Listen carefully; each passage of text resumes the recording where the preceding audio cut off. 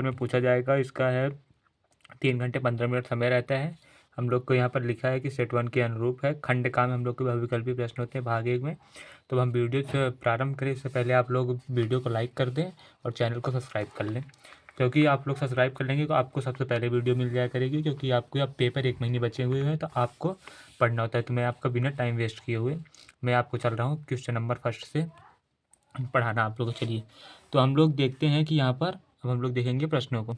चलिए हम लोग पहले प्रश्न को देखते हैं कि श्वेत प्रकाश की एक किरण कांच के बने त्रिभुजाकार प्रिज्म से गुजरती है। सबसे अधिक विक्षेपण का रंग होता है, लाल होता है, हरा होता है, बैगनी होता है, पीला। जैसे कि आप लोग को पता होगा विबग्योर के क्रम में होता है, तो सबसे पहले बैगनी आता है और सबसे लास्ट में लाल आता है। तो आप लोग को याद रखना है कि सबसे ज़्यादा जो होता है वो बैगनी का होता है और वहीं पर जो सबसे कम होता है वो लाल का होता है। तो आपको ये प्रश्न भी याद रखना होगा। अब हम लोग देखते हैं प्रश्न नंबर 2 को। सूर्योदय एवं सूर्यास्त के समय क्षैतिज पर आसमान दिखाई देता है। जब हम लोग देखते हैं सूर्य अस्त या सूर्य उदय जब होता है तो हम लोग देखते हैं कैसे आसमान दिखाई देता है। आपको श्वेताभ दिखाई देता है, मतलब का सफ़ेद दिखाई देता है।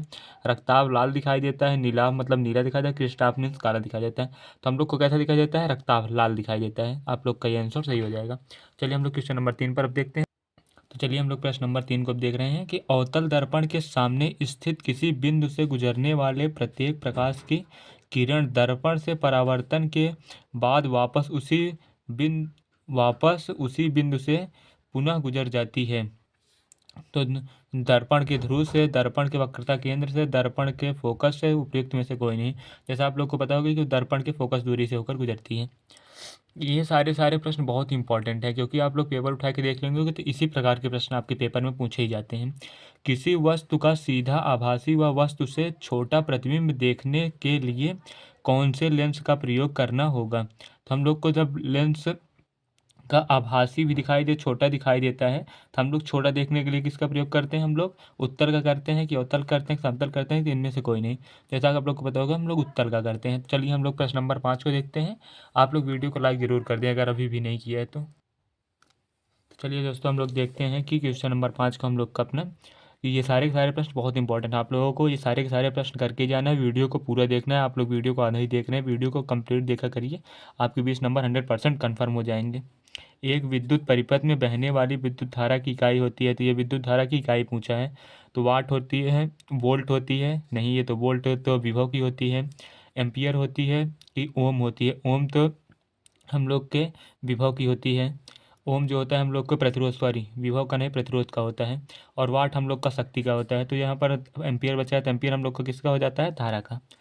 तो आप लोगों को ये नहीं है कि आप केवल विद्युत धारा रट लीजिएगा, आपको इन सब के भी जानना पड़ता है, क्योंकि पेपर में बार बार ऐसे ही प्रश्न रिपीट होते रहते हैं।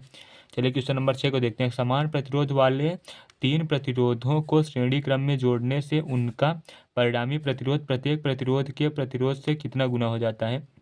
जो हम लोग का परिणामी प्रतिरोध आता है वो प्रत्येक जो प्रतिरोध दिया रहता है उससे कितना गुना हो जाता है? तो हम लोग का 3 गुना हो जाता है। ये प्रश्न आपको ध्यान से पढ़ने होते हैं। चलिए हम लोग देखते हैं कि एक सीधे धारावाही विद्युत चालक के चारों ओर उत्पन्न चुंबकीय क्षेत्र प्रदर्शित होता है सरल रेखी, त्रिभुजाकार, चतुर्भुजाकार, वृत्ताकार। जैसे कि आप लोग को पता होगा कि ये वृत्ताकार प्राप्त होता है। आप लोगों ने विद्युत धारा का चैप्टर पढ़ा होगा, अगर नहीं पढ़ा है तो मैं उसकी भी वीडियो डाल दूंगा अगर आप लोग कमेंट करेंगे तो। चलिए हम लोग देखते हैं भाग 2 को। भाग 2 में हम लोग आ जाते हैं। चलिए खाने वाले सोडे का रासायनिक सूत्र क्या होता है? कि Na2CO3 इंटू 10H2O होता है, कि Na2 से SO4 इंटू 10H2 होता है? नहीं ये तो नहीं होता है। ये Na2 जो है और NaCl ये तो नमक का है, आप लोग को भी पता होगा। NaSCO3 जो है ये हमारा राइट आंसर हो जाएगा। तो आप लोग को पेपर में ऐसे ही करना है प्रश्नों को, और प्रश्नों को जल्दी सॉल्व करना है। चलिए हम लोग देखते हैं। आप लोग को प्रश्न बिल्कुल क्लियर दिख रहे होंगे आशा करता हूँ, क्योंकि कैमरे में थोड़ी सी भी इस समय दिक्कत है, तो थोड़ा बहुत अगर कुछ भी दिक्कत हो तो आप लोग एडजस्ट कर लिए करिए। चलिए ब्यूटेनोन में क्रियात्मक समूह लगा होता है, CHO लगा होता है, ये तो एल्डिहाइड का होता है। COO लगा होता है, नहीं। OH लगा है एल्कोहल का, ये C double bond O CH3 यहाँ पर लगा रहता है आगे, फिर C डबल बॉन्ड ओ, फिर OH। आप लोग को ऐसे याद करना है तो ये आपको जल्दी याद हो जाएगा। और मैं इन क्रियात्मक समूहों को भी आपको बहुत जल्द ये वीडियो प्रोवाइड कर दूंगा कि आप लोग इसे देखकर पढ़ सकते हैं। चलिए हम लोग क्वेश्चन नंबर 10 को देखते हैं। जब जस्ता धातु तनु HCl से क्रिया करते हैं तो निम्नलिखित में से कौन सी गैस उत्सर्जित होती है। चलिए मैं इसको आप लोगों को प्रैक्टिकली करके दिखा देता हूँ। तो चलिए हम उसी प्रश्न को देखते हैं कि यहाँ पर जिंक धातु है, ये HCl आप लोग का लिखा है। जब ये गर्म करते हैं हम लोग की क्रिया करती है तो ये हाइड्रोजन और यहाँ से बॉन्ड टूटता है, ये Cl निगेटिव हो जाता है, ये प्लस हो जाता है और ये पहले से ही प्लस होता है। तो यहाँ पर हम लोग को 2 मोल लेना होता है, तो हम लोग का ये हो जाएगा ZnCl2 प्लस H2 गैस हम लोग की बाहर निकल जाती है। तो यहाँ पर ये पूछा है कि कौन सी गैस बाहर निकल रही, तो हम लोग देखते हैं कि हम लोग की यहाँ पर हाइड्रोजन गैस बाहर निकल जाएगी। तो ऑप्शन में कहाँ पर दे रखा है, हाइड्रोजन गैस इज राइट। ये प्रश्न आपको बहुत इंपॉर्टेंट है क्योंकि यार डायरेक्ट पूछ लिया। शुद्ध जल का pH मान होता है, तो शुद्ध जल का pH मान 0 होता है, 1 होता है, 7 होता है, 14 होता है। तो शुद्ध जल का pH मान 7 होता है क्योंकि 7 पे उदासीन होता है। तो अगर आप लोगों ने अभी pH की वीडियो नहीं देखी तो आप मेरे इसी चैनल पर ही आप लोग सर्च करेंगे pH मान बाय नेक्स्ट टॉपर 2.0 तो आप लोग को मिल जाएगा। चलिए, अमलगम होता है, उपधात होता है, मिश्र धात होता है, यौगिक होता है, विषमांगी मिश्रण होता है।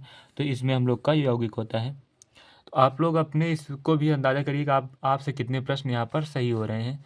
चलिए हम लोग देखते हैं क्वेश्चन नंबर इसको निम्नलिखित में से 13 को, निम्नलिखित में से कौन सा हाइड्रोकार्बन एल्कीन है। Methane, ethane, ethylene, acetone. तो यहाँ पर एल्कीन पूछा। देखिए जैसे इसमें कीन में ईन लगा हुआ है वैसे इसे में लगा, लेकिन एसिटिलीन ये जो है ये अम्ल होता है हम लोग का, तो ये एल्कीन यही होगा एथिलीन। एथिलीन आपका ये हो जाएगा राइट आंसर। चलिए हम लोग क्वेश्चन नंबर भाग हम लोग आ गए हैं 3 पर। अब यहाँ पर आपसे किस प्रकार का प्रश्न पूछेगा, बायो से रिलेटेड प्रश्न यहाँ पर पूछे जाते हैं। तो चलिए हम लोग देखते हैं कि द्विखंडन विधि द्वारा जनन होता है। पैरामीशियम में होता है, हाँ पैरामीशियम में होता है, अमीबा में भी होता है, यूग्लिना में भी होता है। तो यहाँ पर आपका आंसर हो जाएगा उपयुक्त में से सभी में। अलिंद व निलय किस मानव अंग के भाग होते हैं। ये प्रश्न बहुत इंपॉर्टेंट है। ये हृदय के होते हैं कि यकृत के होते हैं कि वृक्क के होते हैं कि मस्तिष्क के होते हैं। जैसे कि अलिंद एवं निलय हम लोग के हृदय में पाए जाते हैं, वो भी आपको 4 वो करके बनाया जाता है। अगर आप लोग ने भी नहीं पढ़ा तो मैं आप लोग को पढ़ा सकता हूँ ये सारा। मैं वीडियो को जल्द से जल्द अपलोड करूँगा क्योंकि आप लोग का पेपर बहुत नज़दीक है। तो निम्न आप लोग चैनल को सब्सक्राइब कर लीजिए क्योंकि आप लोग को वीडियो हर समय जो मिलती रहे। आप लोग ज़रूर से ज़रूर 95 प्लस करेंगे।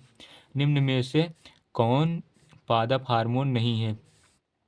तो ऑक्सीन है, ऑक्सीन नहीं है, कि जेब्रीन नहीं है, कि इंसुलिन नहीं है, कि साइटोन है। जो इंसुलिन है इंसुलिन जो है वो मानव में पाया जाता है, तो यही एक है जो पादप में नहीं पाया जाते, बाकी सारे का सारे हार्मोन पादप में पाए जाते हैं।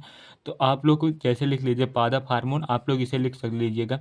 अगर मैं ये प्रश्न करा रहा हूँ मानव में पाया जाता तो वो पूछ लेगा कि कौन सा हार्मोन पादप में पाया जाता है, तो आप लोग को ये सारे भी याद करना होगा। ये तीनों पादप में पाए जाते हैं। चलिए हम लोग देखते हैं क्वेश्चन नंबर 17 को कि पुष्प के जनन अंग होते हैं। बाह्य दलपुंज एवं पुंकेसर होता है, कि दलपुंज एवं स्त्री केसर होता है, पुंकेसर एवं स्त्री केसर हो, स्त्री केसर एवं दलपुंज होता है। तो यहाँ पर हम लोग का पुंकेसर एवं स्त्री केसर हो जाता है। चलिए, मेंडल ने गणित एवं विज्ञान का अध्ययन किस विश्वविद्यालय से किया था। ये प्रश्न आप करके जाइएगा क्योंकि ये प्रश्न बहुत इंपॉर्टेंट है, ये 100% आपके पेपर में पूछेगा ही। मेंडल ने गणित एवं विज्ञान का अध्ययन किस विश्वविद्यालय से किया था। ऑक्सफोर्ड विश्वविद्यालय से, मद्रास विश्वविद्यालय से, वियना विश्वविद्यालय से, पेरिस विश्वविद्यालय से।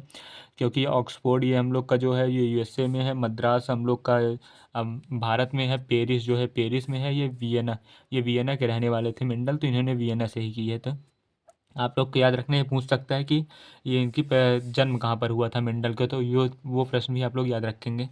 हम लोग देखते हैं क्वेश्चन नंबर 19 को। मेंडल के अनुसार निम्न युग में कौन सा प्रभावी लक्षण होता है। लंबा तना व मुरझी बीज, लंबा तना व गोल बीज, लंबा तने व हरे बीज पत्र, उपयुक्त में से कोई नहीं। तो जैसा होगा कि ये हम लोग का लंबा तना व हरे बीज उन्होंने मटर के किया था और मटर के हरे पौधे पर किया था। तो आप लोगों को जहाँ भी देखना है वो हरे देखना है, वो आपको 100% देगा कि हरा वहाँ पर रहेगा ही। आप लोग जहाँ भी हरा दिखेगा आप लोग को टिक वही करना है। चलिए हम लोग देखते हैं कि आहार श्रृंखला में प्रथम पोषी स्तर ट्रॉफिक लेवल बनते हैं। तो उत्पादक में बनते हैं, द्वितीय उपभोक्ता में बनते हैं, उत्पादक उपभोक्ता में बनते हैं, तृतीय उत्पादक में। तो हम लोग को उत्पादकता में बनते हैं। तो चलिए आज का प्रश्न हम लोग यहीं पर समाप्त करते हैं। अब हम लोग देखेंगे अगली वीडियो में। आप लोग वीडियो को लाइक शेयर एंड सब्सक्राइब करके रखें।